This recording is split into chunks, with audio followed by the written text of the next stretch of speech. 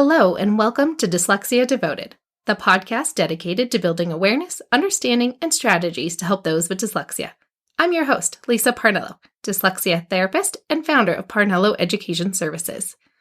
This show features information, stories, candid interviews, and experiences with dyslexia at all ages. Join me as we dive into today's episode of Dyslexia Devoted. Do you realize there's a very high number of incredibly successful people who also have dyslexia? Welcome to episode 11 of Dyslexia Devoted, and today we're going to be talking about all of the amazingly positive attributes of dyslexic thinking. In previous episodes, we talked a lot about the challenges and simple strategies you can try, but it's not all bad news, and today, let's focus on the good stuff. Before we get started, I want to let you know I started a new Facebook group just for Dyslexia Devoted listeners. Find the link in this episode description and join me in the conversation about dyslexia. I make this podcast for your benefit, not mine, so I'd love to hear from you and your favorite episodes, your questions, your topics that you'd like to know more about, so join me in our new Facebook group. When we think about dyslexia, we often think about all of the challenges. Struggling with learning how to read, not being able to spell as well as others, not coming across on paper as smart as you do in person. But the thing is, there are a lot of great benefits to dyslexia too. Many successful people also have dyslexia, and many people think that it isn't a coincidence. Here are just a few very successful dyslexics: Danny Glover, Richard Branson, Charles Schwab, Muhammad Ali, Steven Spielberg, Jennifer Aniston, Patricia Polacco, the famous author. Many wonder, is it a chicken or an egg situation? Which one came first? Many people wonder if people with dyslexia are strong in other areas because they're compensating and they're spending more energy in other places that seem a little easier to them, or if it's just naturally that way. When I went on a visit to the UCSF Dyslexia Research Center, I discovered that recent fMRI machine scans of people with dyslexia often show that wherever there is a weakness in the brain, there is an equally opposite strength in the brain as well. So maybe it's not just a coincidence. So what are some of those benefits of dyslexia? One is creative thinking. Kids and adults with dyslexia are able to think in completely different ways than what people would traditionally think of. I know when I've been teaching, I'll often ask questions and have a general answer of what I expect to hear back. Now, that doesn't always work working with dyslexic kids. I will have a thought of what I want to lead them to as I'm guiding them through questioning, and then it never fails. There will be some sort of amazing answer that is not what I was looking for, that still perfectly answers the question and makes perfect sense. But it's not the trajectory my brain ever would have gone. It is something that always fascinates me and makes me love teaching kids with dyslexia, but it is not just a kid thing. Adults with dyslexia have those same attributes. They can keep thinking in creative ways and solve problems and often end up in amazing leadership positions, leading companies and all sorts of wonderful things. Another strength is seeing that big picture, and that's where a lot of times people can become founders and creative thinkers and inventors because they can see the big picture. They can see the big idea of what it all leads to when all of these little pieces come together. I have met many successful CEOs and business leaders with dyslexia, many of which did not know that they even had dyslexia until adulthood. I know that there's some of the students that I've worked with that the parents didn't realize they had dyslexia till their kids got diagnosed. And then they realized, wait, I had all of these same challenges when I was growing up. I just figured it out, or I just memorized all the words, or I cheated on my test to get through high school.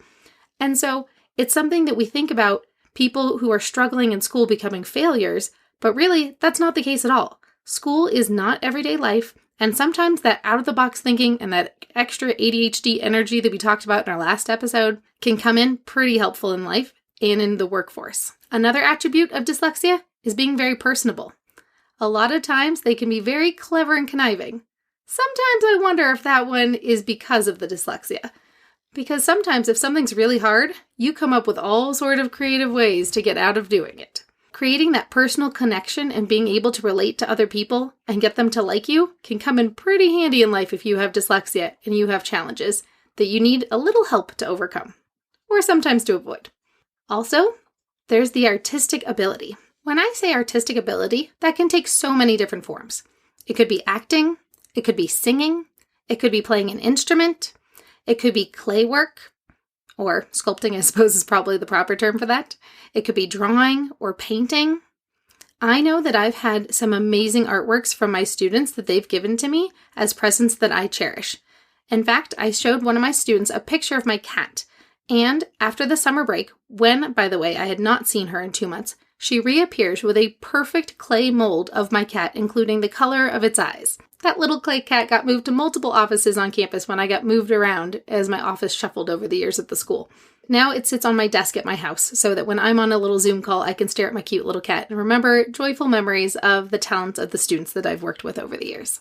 Other people with dyslexia might have athletic abilities, whether that's basketball or soccer, or I know some of my students really have loved horseback riding over the years, and it might come out in all sorts of different ways. And I have a funny story for this one. There was a student I was working with 2 days a week. 1 day a week, she was very scatterbrained and all over and was very hard to get her to focus. The other day of the week, she was super focused. So I told the parents, whatever it is you're doing on Wednesdays, keep that up. She does so much better whenever she does that. Turns out she was doing horseback riding. And now I'm definitely to blame for her doing national horseback riding and jumping competitions across the country. And so it is something that started as a way to get her to focus for tutoring sessions, but has now become a sport that she loves and does quite well in and gets to compete in and win all sorts of ribbons. And it's amazing to have seen what started as a hobby to keep her busy and keep her focused during tutoring has led to something quite successful for her life beyond tutoring now that we no longer need to work together because she's a pretty successful reader in honors classes now. All of these advantages are now starting to be recognized in the business world. LinkedIn has recently recognized dyslexic thinking as a valuable skill that you can add to your LinkedIn profile as being a dyslexic thinker, because people and businesses have started to realize there are advantages. So while adults with dyslexia may need some accommodations or some forgiveness on some typos in their email exchanges, there are some definite business advantages in being able to be personable, whether that makes you a salesperson or whether you have the big picture thinking and you can create a plan for a business and how it can move forward and grow exponentially. There's a lot of advantages to having dyslexia. In fact, there's an entire book called The Dyslexic Advantage. When I was working at the school, we actually made it our summer book club book last summer. The whole school staff read the book, The Dyslexic Advantage, so that we could have a book talk to start our school year last year. And it was a great way for us to think about our students in far more than their challenges, but also focus on their strengths and really how to harness them to empower students to be successful, because there are a lot of advantages to dyslexia. Now, I don't know about you, but I'm a really good reader, but I'm really bad at reading nonfiction books. I tend to read a few pages and then I close the book and I walk away, and I have a hard time sitting down for a really long time. So I actually really greatly enjoyed listening to the Audible version of The Dyslexic Advantage, and I actually did the same thing for Sally Shaywitz's book about overcoming dyslexia, because I find I'm able to listen to bigger chunks of the book as I'm driving through commute hours when if you're stuck in traffic, there's really nowhere you can go. And so it's a lot more pleasant when you can listen to something interesting and learn along the way. So thank you, Audible, for saving me on some of those longer, more research-based books. If you want to learn more about dyslexia, those 2 books are pretty awesome, and I will share them in the description and in the show notes for today. And as always, the show notes are always parnelloeducation.com/episode, and then whatever number it is. So in this case, it would be episode 11. As we talk about the strengths with dyslexia, it's really important that we are fostering those strengths. So it can be very tempting to just dive into remediation and getting the kids the help that they need because they need to learn how to read, they need to learn how to spell. This is really important. And it's okay, you can just skip art class, skip sports practice, or you need to go to tutoring, really need to catch up on your skills. But really, that is not everything. We really need to foster those strengths. Go to those art classes, join sports. It's really important not to sacrifice the strengths to build up those weak areas. You have to find a balance. Figuring out how can you do a little bit of both. Because if their entire day is struggling and then adding more struggle, that's not going to help anything. And so it's important to create balance. Or if it's an adult with dyslexia, find other ways to have balance. Find ways to still do the creative artwork. Find ways to still keep playing sports. Find ways to keep doing artwork.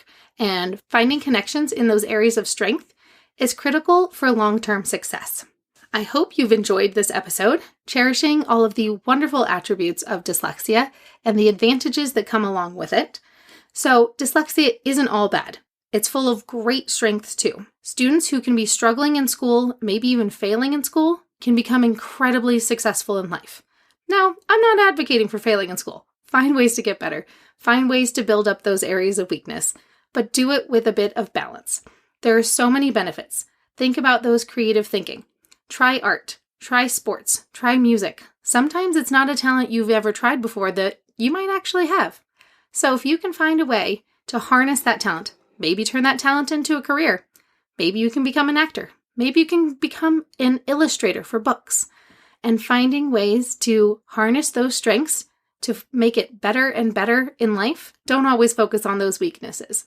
You can't override those strengths by working on the trouble spots. You have to do both.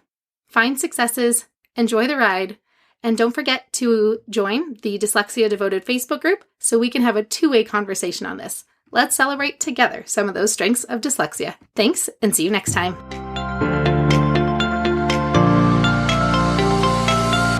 Thanks for listening to today's episode of Dyslexia Devoted. Join us for our next episode by subscribing to this podcast as we devote each episode to different aspects of dyslexia. See you next time.